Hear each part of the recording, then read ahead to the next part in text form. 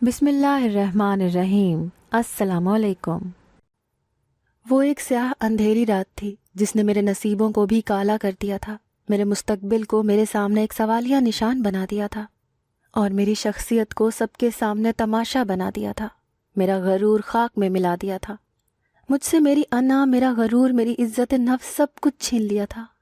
ایسے میں مجھے سب لوگوں نے ٹھکرا دیا، مگر ایک وہ تھا جو اس وقت میرے ساتھ تھا، میرے سامنے تھا، مجھ سے صرف ایک ہاتھ کی دوری پر تھا، میں جب چاہے اسے چھو سکتی تھی، مگر میں تو اور ہی جہاں میں کھوئی ہوئی تھی۔ ایک وقت تھا جب اس کا ساتھ مجھے خوشی دیتا تھا، اور اب یہ میرے ساتھ تھا تو میں اس سے بالکل انجان بن کے بیٹھی ہوئی تھی۔ میں اپنی ہی سوچوں میں گم تھی۔ اس نے گاڑی ایک اپارٹمنٹ کے نزدیک روکی اور میں کسی روبوٹ کی مانند اس کے پیچھے چل پڑی۔ وہ مجھے ایک کمرے میں لے آیا اور مجھے پانی کا ایک گلاس دیا، ہمدردی سے مجھے دیکھنے لگا۔ تم یہاں بیٹھو، میں کچھ ضروری سامان لے کے آتا ہوں۔ اس کی واپسی کافی دیر کے بعد ہوئی تھی۔ اس نے سارا سامان کچن میں رکھا اور میرے پاس آ کر بیٹھ گیا۔ جو کچھ بھی ہوا، کیا تم اسے تھوڑی دیر کے لیے بھلا نہیں سکتی؟ میرے پاس کوئی جواب نہیں تھا، میں خاموشی سے بیٹھی رہی۔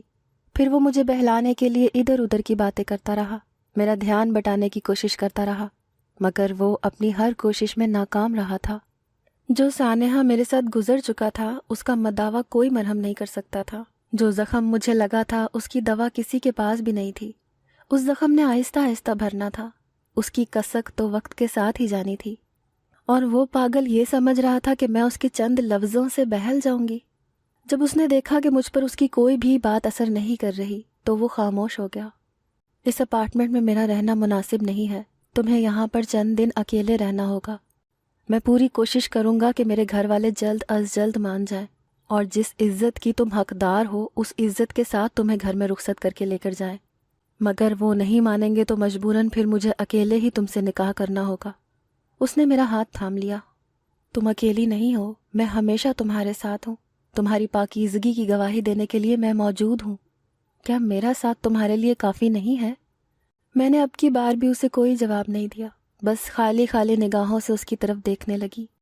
میرا ذہن بالکل معاف ہو چکا تھا، اور میرے ذہن میں کوئی لفظ ہی نہیں بن رہا تھا تو میں اسے کیا جواب دیتی۔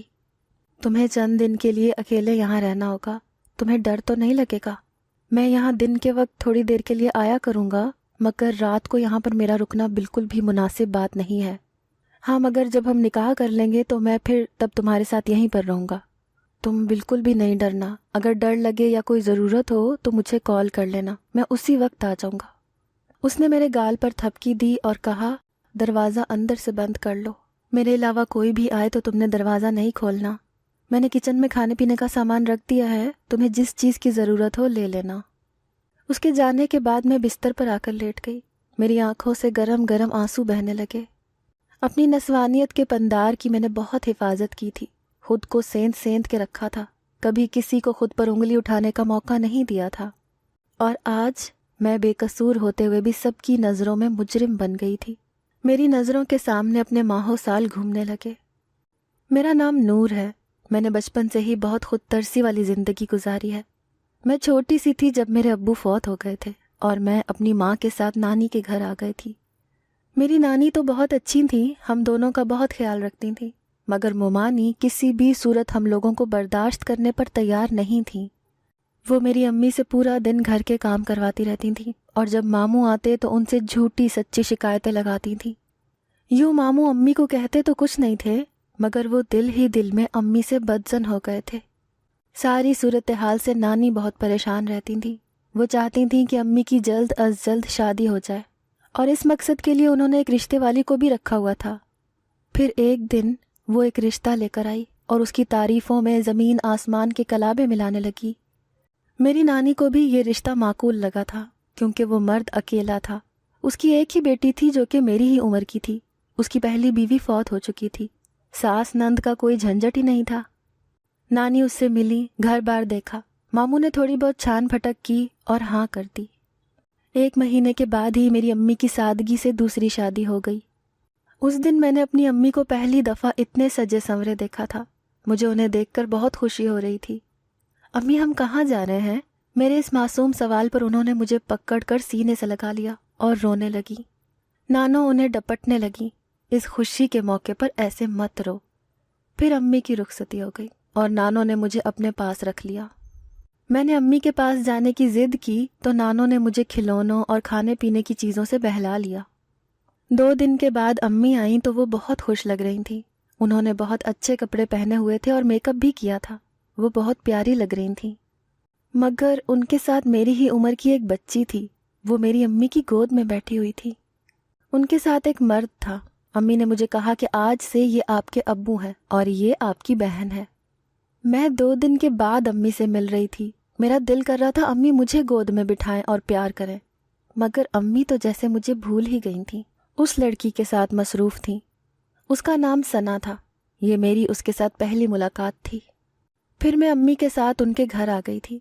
ये घर बहुत अच्छा घर था। मेरे अब्बू भी बहुत अच्छे थे, हमारा बहुत ख्याल रखते थे। मेरा दिल करता था कि वो मुझे गोद में बिठाएं, मुझे प्यार करें, मगर अब मेरी ये ख्वाहिश हसरत ही बन गई थी। अम्मी मुझसे अब भी प्यार करती थीं, मगर इजहार नहीं करती थीं। आहिस्ता आहिस्ता मैंने हालात के साथ समझौता करना सीख लिया। फिर जब पढ़ने की बारी आई तो अम्मी ने मुझे एक सरकारी स्कूल में दाखिल करवा दिया, जबकि ज़ूबी एक बहुत बड़े प्राइवेट स्कूल में पढ़ने लगी। हम दोनों के लिबास में, खाने पीने में, रहन सहन में, गर्ज ये कि हर बात में हम दोनों में फ़र्क था। ये बात मैंने शुरू में इतनी महसूस नहीं की, मगर रफ्ता रफ्ता मुझे हर बात समझ में आने लगी। अम्मी खुद भी हम दोनों में बहुत फ़र्क करती थी। घर में जो भी खाना बनता था वो ज़ूबी की मर्ज़ी से बनता था। उसकी हर फरमाइश पूरी होती थी। जबकि मैं कोई बात करती तो अम्मी मुझे डांट कर खामोश करवा देती थी। अब हम लोग बड़े हो रहे थे। हम लोग 9th क्लास में थी।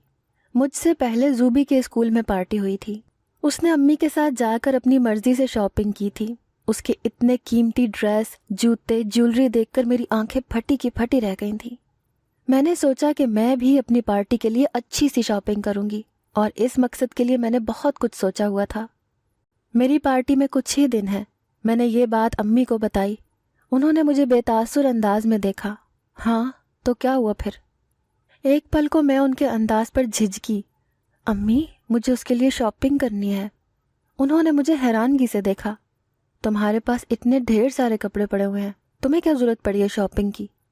मगर अम्मी, ज़ूबी के पास तो मुझसे ज़्यादा कपड़े और चीज़ें हैं, एक से बढ़कर एक है। उसने भी तो अपनी पार्टी के लिए नई शॉपिंग की है, तो मैं क्यों नहीं कर सकती? वो उस वक्त शाम के खाने के लिए सब्जी बना रही थी। मेरी बात पर उन्होंने छुरी को ज़ोर से काउंटर पर पटका। तुम्हारा ज़ूबी के साथ क्या मुकाबला है? उनके अंदाज पर मैं एक पल को तो शशतर रह गई। अम्मी, इसमें मुकाबले की क्या बात है? बात असूल की है। मेरा भी दिल चाहता है कि मैं अपनी मर्जी की चीज़ें लूं, मगर आपने मुझे कभी मेरी पसंद का कुछ भी नहीं दिलवाया। एक पल को तो उनके चेहरे के तासुरात नरम पड़े थे, मगर उन्होंने फिर से खुद को संभाल लिया। नूर, ये ज़ूबी के बाप का घर है। वो अगर शॉपिंग करती है तो उस पर उसका बाप पैसे लौटाता है। तुम्हारे लिए यही बहुत है कि उन्होंने तुम्हें अपने घर में पनाह दी है। तुम्हारी ज़रूरियात पूरी करते हैं, यही काफ़ी है। मैं तो कुछ बोलने के काबिल ही नहीं रही थी उनसे। उनके इतने सख्त अल्फाज पे मैं गंग हो गई थी। ये बात अगर वो नरम अल्फाज में कहती तो भी मैं समझ जाती। उसके बाद मैंने उनसे कभी कोई फरमाइश नहीं की। जो खाने को देती मैं खा लेती, और जो पहनने को देती वो मैं पहन लेती थी। अपने जज्बात का इजहार करना मैंने छोड़ दिया था। मैं अपनी पढ़ाई पर बहुत ज़्यादा मेहनत कर रही थी।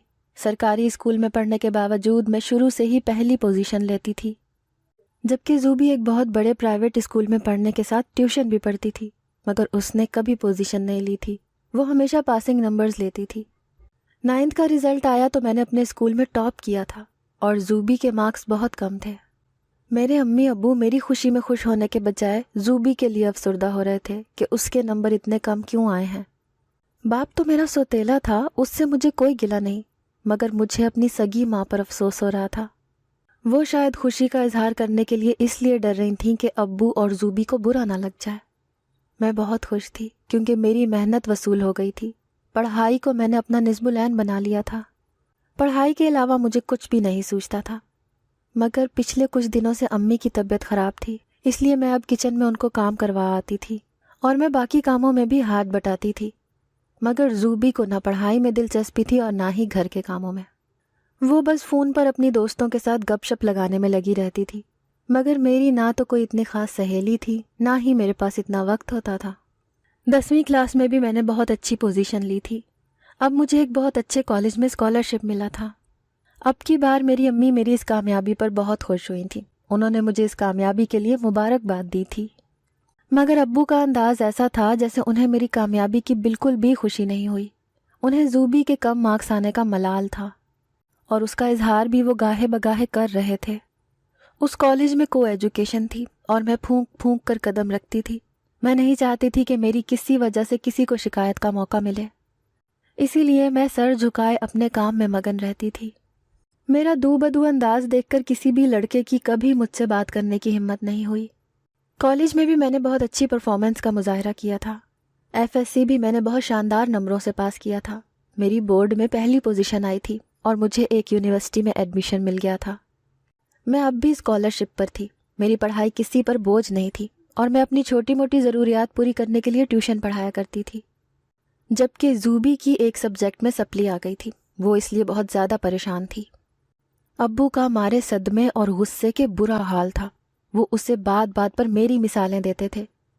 زوبی کی تو مجھ سے پہلے بھی نہیں بنتی تھی، اب تو وہ مجھ سے خار کھانے لگی تھی، باقاعدہ مجھ سے چڑھنے لگی تھی، مگر میں اس کی کسی بات کی پرواہ نہیں کرتی تھی۔ میرا مقصد یونیورسٹی میں بہت اچھی سی پوزیشن لے کر جاب کرنے کا تھا۔ میں اپنی اسی پوزیشن کو مینٹین رکھنا چاہتی تھی، اسی لیے میں بہت زیادہ محنت کر رہی تھی۔ مگر مجھے کبھی کبھی ایک بات کھٹکتی تھی۔ ابو کو میرا یونیورسٹی میں پڑھنا اچھا نہیں لگتا تھا۔ وہ بظاہر تو کچھ نہیں کہتے تھے، مگر ان کے انداز سے میں نے یہ نتیجہ اخذ کیا تھا۔ وہ بات بات پر کو ایجوکیشن میں پڑھنے والی لڑکیوں کی مخالفت کرتے تھے کہ ایسی لڑکیاں بے حیا ہو جاتی ہیں، بے دید ہو جاتی ہیں، بدلحاظ ہو جاتی ہیں، وغیرہ وغیرہ۔ میں ان باتوں کو ایک کان سے سن کے دوسرے کان سے نکال دیتی تھی، مگر میری امی پر ان باتوں کا بہت اثر ہوتا تھا، اور شاید ابو کا مقصد بھی امی کو سنانا تھا۔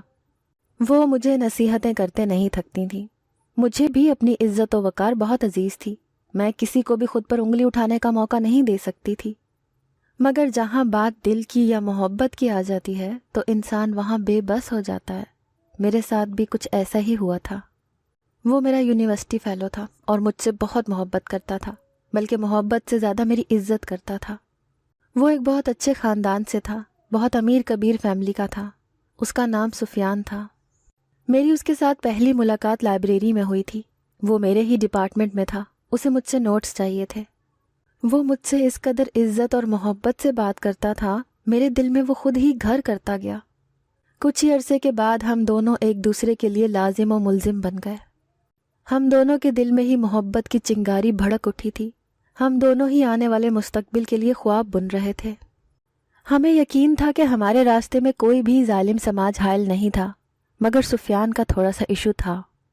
اس کی امی اپنی بھتیجی کو بہو بنانا چاہتی تھی، مگر یہ اتنا بڑا مسئلہ نہیں تھا۔ سفیان کہتا تھا میں اپنی امی کو منا لوں گا۔ اسی طرح 4 سال کا عرصہ بیت گیا۔ ہماری ڈگریاں مکمل ہو گئی تھیں۔ میرا ارادہ جاب کرنے کا تھا، مگر سفیان نے مجھے منع کر دیا۔ اس نے کہا تھا کہ میں جلد ہی اپنے گھر والوں کو رشتے کے لیے بھیجوں گا اور شادی کے بعد ہم دونوں اپنے آفس میں ہی کام کریں گے۔ میں بھی اس بات پر خوش ہو گئی اور اس کی بات مان لی، مگر میں نے اپنی امی کو ابھی یہ بات نہیں بتائی تھی۔ میں چاہتی تھی کہ سفیان اپنے گھر والوں کو منا لے تو اس کے بعد میں گھر پہ بات کروں۔ سفیان کو صرف اپنی امی کی طرف سے مسئلہ تھا، اسے اپنی امی کو منانے میں تھوڑا سا وقت لگا تھا، مگر پھر وہ بیٹے کی خوشی کے آگے ہار گئی تھی اور اپنی بھتیجی کو بہو بنانے کی خواہش سے دستبردار بھی ہو گئی تھی۔ پھر جب میں نے اپنی امی سے بات کی تو انہوں نے کسی رد عمل کا اظہار نہیں کیا۔ یہ بات انہوں نے ابو کے ساتھ کی تو وہ طنزیہ انداز میں ہنسے اور بولے، میں لڑکیوں کی زیادہ تعلیم کے حق میں اسی لیے نہیں ہوں کہ وہ پڑھنے کے بجائے اپنے لیے رشتے تلاش کرنے لگتی ہیں۔ اس بات پر امی بہت زیادہ شرمندہ ہو گئی تھیں۔ وہ مجھ سے خفا ہو گئیں کہ میری وجہ سے انہیں ابو کے سامنے شرمندہ ہونا پڑا۔ سفیان کے گھر والے میرے لیے رشتہ لے کر آئے تو ان کی امی کا نارمل انداز لے کر میں مطمئن ہو گئی۔ انہیں دیکھ کر کہیں سے بھی نہیں لگ رہا تھا کہ انہیں اس رشتے کے لیے زبردستی بنایا گیا ہے۔ وہ لوگ بہت امیر تھے، لیکن میرے ابو ایک معمولی دکاندار تھے، مگر وہ لڑکا ہر صورت مجھ سے شادی کرنا چاہتا تھا۔ نکاح کے بعد میری ساس نے ایک نجومی کو بلایا جس نے یہ کہہ دیا کہ اگر میں شادی کے پہلے سال شوہر کے قریب آئی تو اس کی موت ہو جائے گی، اور بارات میرے بغیر ہی لوٹ گئی۔ ابا نے مجھے اپنی بے عزتی کی وجہ بول کر گھر سے نکال دیا۔ رات کے اندھیرے میں چلتی گئی، جب اچانک کسی نے میرے منہ پر ہاتھ رکھا۔ روح کانپ گئی جب دیکھا وہ سفیان تھا۔ اسے دیکھ کر میری جان میں جان آ گئی۔ اس نے مجھے گاڑی میں بٹھایا اور پھر میں اب یہاں اس اپارٹمنٹ میں تھی۔ مجھے یاد آیا میں صبح سے بھوکی ہوں، آج تو میں نے ڈھنگ سے ناشتہ بھی نہیں کیا تھا، اور ابھی میں تیار ہو ہی رہی تھی کہ جب یہ واقعہ رونما ہو گیا تھا۔ میں اپنی غلطی سمجھنے سے قاصر تھی۔ میرے ساتھ وہ ہو گیا تھا جو میں کسی بھی صورت اس چیز کی حقدار نہیں تھی۔ مستقبل جیسے تاریک ہو گیا تھا، منزل جیسے کھو سی گئی تھی، نہ کوئی راستہ دکھائی دیتا تھا، نہ کچھ سجائی دیتا تھا۔ میں کتنی ہی دیر اس پوزیشن میں لیٹی رہی اور پھر وہیں پر سو گئی۔ اگلے دن میری آنکھ دروازہ کھٹکھٹانے پر کھلی۔ جب میں نے دروازہ کھولا تو سامنے سفیان کھڑا تھا۔ رات کو کوئی مسئلہ تو نہیں ہوا؟ نہیں، میں نے ایک لفظی جواب دیا اور واپس چلی گئی۔ میں دل ہی دل میں سفیان سے بھی خفا تھی۔ وہ بارات واپس لے کر جانے کے بجائے میرے لیے اسٹینڈ لے سکتا تھا۔ واپس مڑنے لگی تو اس نے میرا ہاتھ پکڑ لیا۔ ادھر میرے پاس بیٹھو، مجھ سے بھی خفا ہو تم؟ میں نے کوئی جواب نہیں دیا، خاموشی سے بیٹھی رہی۔ یار اس وقت سچویشن ایسی بن گئی تھی کہ میں بوکھلا گیا تھا۔ مجھے امی کی بات ماننی پڑی، مگر مجھے جلدی ہی اپنی غلطی کا احساس ہو گیا تھا، اسی لیے میں تمہارے پاس واپس پلٹ کر آیا تھا۔ تم فکر نہیں کرو، میں سب کچھ کلیئر کر لوں گا، اور سچ چاہے جو بھی ہو سب کے سامنے لا کر رہوں گا۔ مگر میں پھر بھی تم سے معافی چاہتا ہوں، مجھے معاف کر دو پلیز۔ وہ اپنے دونوں ہاتھوں سے کانوں کو پکڑتے ہوئے اس انداز میں بولا کہ مجھے ہنسی آ گئی۔ شکر ہے تم ہنسی تو۔ پھر اس نے مجھے ناشتہ کروایا اور تھوڑی دیر کے بعد وہ چلا گیا۔ میری زندگی اب اسی اپارٹمنٹ میں گزرنے لگی تھی۔ میں پورا دن اکیلی بیٹھی رہتی تھی۔ میں تنہائی سے بہت زیادہ گھبراتی تھی۔ مجھے امی کی بہت یاد آتی تھی۔ اگر میں دل ہی دل میں ان سے خفا تھی تو وہ میری ماں تھی، انہیں تو میرے جذبات کی قدر کرنی چاہیے تھی، میرے حق میں بولنا چاہیے تھا۔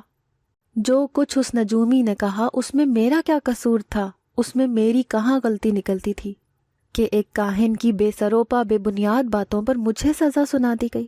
ایسا کہاں ہوتا ہے؟ میں یہی سب کچھ سوچتے جلتے کڑتے دن گزار رہی تھی۔ اسی طرح سے دن گزر رہے تھے۔ 2-3 دن سے سفیان بھی نہیں آیا تھا، اور میں یہ سوچ سوچ کر مزید پریشان ہو رہی تھی کہ وہ کیوں نہیں آیا۔ پھر ایک دن وہ آیا تو بہت ٹوٹا ہوا لگ رہا تھا اور پریشان اور بہت افسردہ۔ میں اس کا چہرہ دیکھ کر ٹھٹک گئی۔ اس نے مجھے کہا، آؤ میرے ساتھ۔ کہاں؟ میں نے پوچھا۔ چلو گی تو پتہ چل جائے گا۔ وہ حد سے زیادہ سنجیدہ لگ رہا تھا۔ میں خاموشی سے چل دی۔ گاڑی اب جانے پہچانے راستوں پر سفر کر رہی تھی۔ ایک گھر کے سامنے آ کر اس نے گاڑی روک دی۔ میں نے حیران نظروں سے اسے دیکھا۔ اس گھر سے تو میں دھتکار کر نکال دی گئی تھی، پھر اب وہ مجھے اس گھر میں کیوں لایا تھا؟ وہ میرا ہاتھ پکڑ کر گھر کے اندر لے آیا۔ یہاں پر میرے اور اس کے گھر والے سب لوگ بیٹھے ہوئے تھے۔ میری امی نے مجھے دیکھا تو لپک کر میرے پاس آئیں اور مجھے اپنے سینے سے لگا لیا۔ میری بچی، کہاں چلی گئی تھی تم؟ ان کو اتنے دن کے بعد اپنے روبرو پا کے میں بھی آبدیدہ ہو گئی تھی۔ اتنے میں سفیان کی امی بولی، یہ کیا تماشا ہے سفیان؟ تم نے یوں ہم سب کو یہاں پر کیوں بلایا ہے؟ تھوڑی دیر میں آپ سب لوگوں کو پتہ چل جائے گا۔ اتنے میں دروازے پر دستک ہوئی۔ آنے والے کو دیکھ کر مجھ سمیت سب لوگ چونک پڑے۔ وہ وہی نجومی تھا جس نے میری بدبختی کا اعلان کیا تھا۔ سفیان کی امی کا چہرہ واضح طور پر سفید پڑ گیا تھا۔ یہ ہو کیا رہا ہے یہاں پر؟ ان کی آواز میں گھبراہٹ نمایاں تھی۔ بتاؤ سب کو، سب کچھ صاف صاف بتاؤ۔ اس دن جو بولا وہ کس کے کہنے پر بولا تھا، اور اس سے تمہیں کیا فائدہ ہوا؟ اس دن یہ بیگم صاحبہ میرے پاس آئی تھیں، مجھے ایک بہت بڑی رقم کی پیشکش کی اور مجھے وہ سب کچھ بولنے کو کہا جو میں نے اس دن بارات والے دن بولا تھا۔ مجھے پیسوں کی ضرورت تھی، اس لیے مجھے یہ سب کچھ کرنا پڑا۔ اس کی نظروں کا رخ اب سفیان کی امی کی طرف تھا۔ سب کے لیے یہ نیوز کسی شوق سے کم نہیں تھی۔ بیگم، آپ نے ایسا کیوں کیا، وہ بھی اپنے ہی بیٹے کے ساتھ؟ وہ خاموش رہیں۔ وہ تو نظر اٹھانے کے قابل نہیں رہی تھی تو وہ بولتی بھی تو کیسے؟ میں آپ سے کچھ پوچھ رہا ہوں۔ آپ نے تو اس بچی کی زندگی تباہ کرنے میں کوئی کسر نہیں چھوڑی تھی۔ میں اپنی بھتیجی صبا کے ساتھ سفیان کی شادی کرنا چاہتی تھی، مگر یہ کسی بھی صورت نہیں مان رہا تھا۔ دوسری طرف میں نے بھائی سے وعدہ کیا ہوا تھا کہ ان کی بیٹی ہی میری بہو بنے گی، مگر اس لڑکی نے اس پر نہ جانے کیا جادو کر دیا تھا کہ اسے نور کے علاوہ کچھ نظر ہی نہیں آتا تھا۔